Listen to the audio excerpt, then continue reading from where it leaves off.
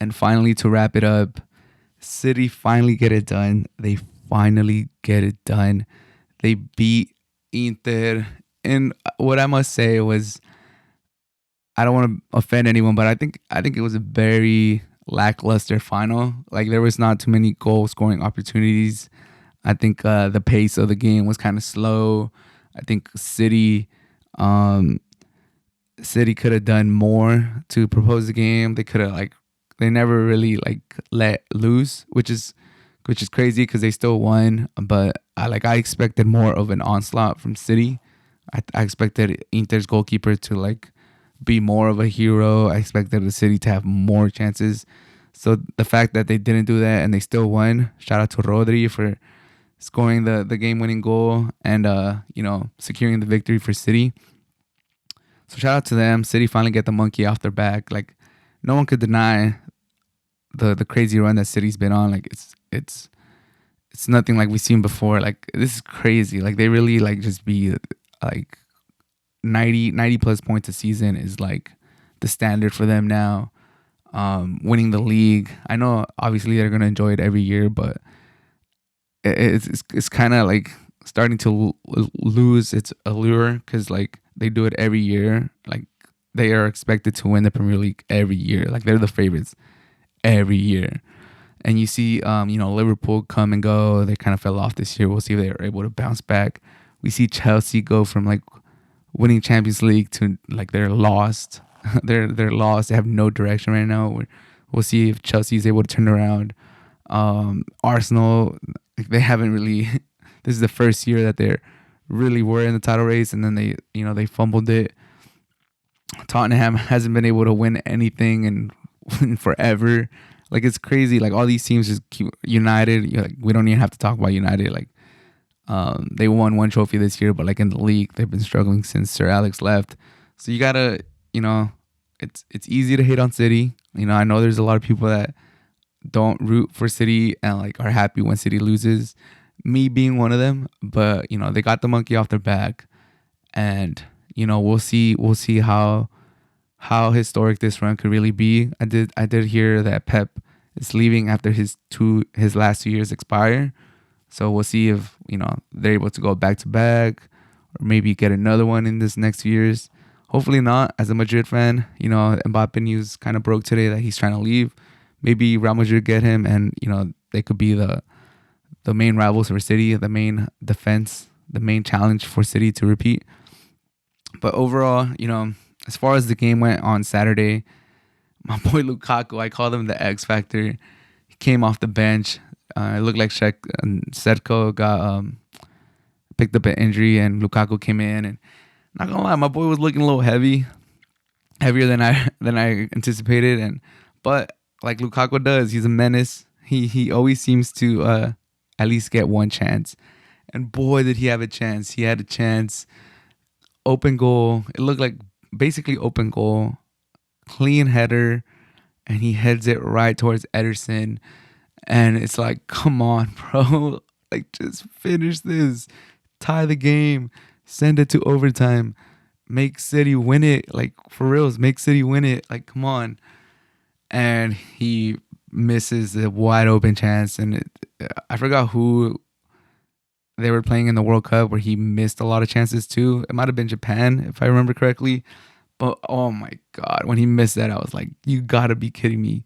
And then to make it worse, he also blocked a potential goal from the line. He didn't move out of the way. And oh my God, Lukaku, you let me down so hard. But I think Inter was overmatched. Like I said in the previous episode, I would be ecstatic if Inter got to halftime 0-0, and they did. So I was happy. I was like, they might be able to do this. They might be able to hold on.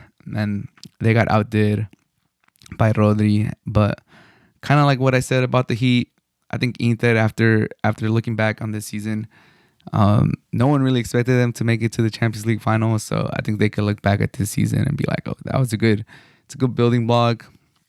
We'll see what they do. Lukaku, it didn't look like, I think the manager or the GM of Inter was like, well, Lukaku is the Chelsea player, so I mean, if he'll have to decide what happens, or they'll have to decide what they do with him. It kind of felt like he was ready to kick Lukaku out of Inter, and I mean, I don't blame him. Like, you stop a potential goal on the line, and then you miss the most clear chance of the whole game, and it's like, bro, like, come on. I don't know where Lukaku's gonna play next year. I could almost guarantee it he's not gonna be at Chelsea, but I could also almost guarantee that Inter don't want him back. So we'll see. But one thing I did want to touch on was, is Pep the GOAT? I know people are. There's a lot of images, there's a lot of edits. ESPN is pushing that. Is Pep the GOAT? I mean, I don't know. Um, he has had stacked teams everywhere he goes, but you can't deny that the system that he brings and the football that he brings is effective. But it took him 13 years to get the Champions League again with all the great teams he's managed. I think that's the one thing that you could hold against him. Like, he's had elite teams. He's taken over for a treble winning Bayern and wasn't able to get a Champions League in his 2-3 years that he was there. His City team has been like the favorite in every tie that they've been eliminated in leading up to this one. But all of that could be forgotten. Like I said, this Champions League already has people calling him the GOAT coach. I don't think he is just yet. It is a trouble. He did get the FA, the league, and the Champions League, so that does mean a lot. But in my opinion, he's still, if he gets another Champions League and keeps collecting Premier Leagues like they're just tokens, then I think we have the conversation. But I do think he's on the verge of retiring. There's nothing more he could do. I don't think the couple ticks that he needs to tick are get another Champions League to really push himself to be the GOAT. Maybe coach a national team. That'd be kind of cool to see him do that. We'll see how he does with the national team.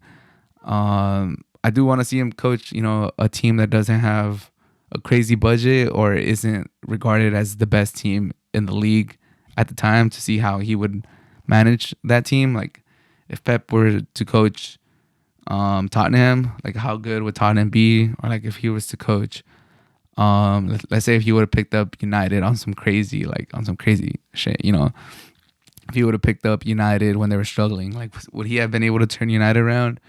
Or if you take him to a good team, like Atletico, people hold Pep in way higher regard than Diego Simeone, but those are the questions I ask. I don't think it's ever gonna happen. I don't think he's ever gonna go to a team that's not regarded as the best team in the league that they play in, especially with all the success he's had already. But it would be nice to see, just to get these hypotheticals out of the way, because people mention Mourinho. I'm a Mourinho fan. I love Mourinho, so that's one of the things that come to my mind. The Champions Leagues that Mourinho have, if there's different weights to them, I think they hold a little bit more weight. Like the Inter Champions League, the Porto Champions League, I think those hold more weight than the ones Pep has. But at that point, you're just you're picking what you like. Obviously, all these coaches are elite, and there's no denying that Pep is a good coach. And like I said, I don't root for City. I actually root against them. But I can still congratulate them on finally getting that monkey off their back.